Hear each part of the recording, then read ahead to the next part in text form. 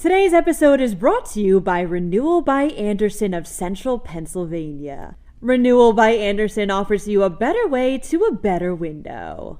Go to RBACentralPADeals.com for this month's specials.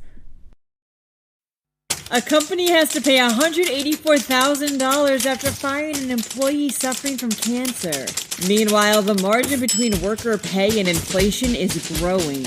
You may have seen more hummingbirds around lately. And can Pennsylvania City survive a zombie apocalypse? I'm Claudia Dimuro, and you're listening to Today in PA.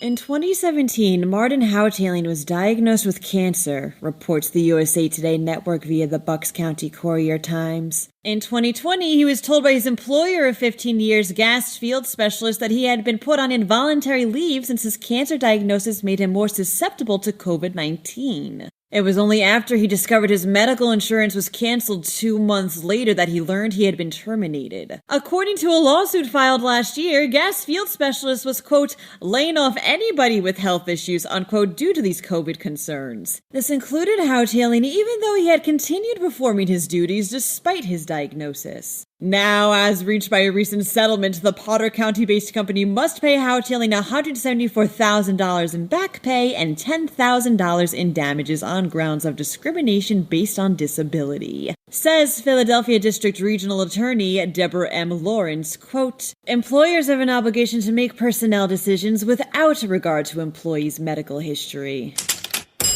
Pennsylvanian workers' pay is falling behind inflation, reports the Morning Call. The Pennsylvania Independent Fiscal Office found that in June, a measure of employee wages adjusted for inflation fell by almost 4%, the biggest contraction so far. By sector, the IFO found that those in trade and transportation as well as construction were affected the most in this regard. Says local Kathy Landis to the newspaper, quote, all you have to do is go in the grocery store. Every week I see change. Something goes up.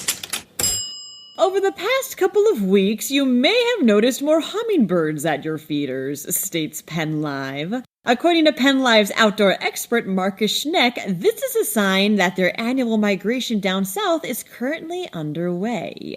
Your feeders are actually a bit of a fueling station for hummingbirds as they feed themselves in preparation of their journey. You'll start to see less and less of these guys as soon as their migration season picks up.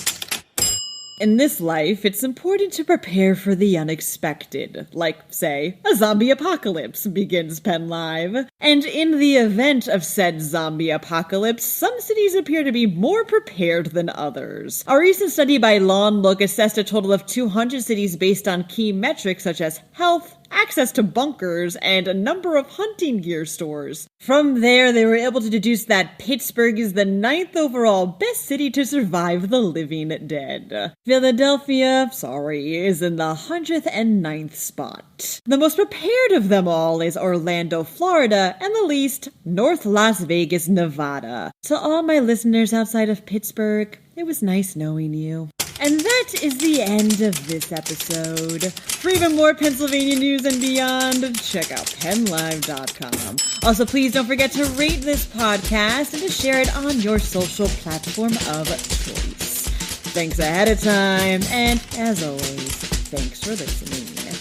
I'm Claudia Dimuro, and I'll see you tomorrow for some more of Today in PA.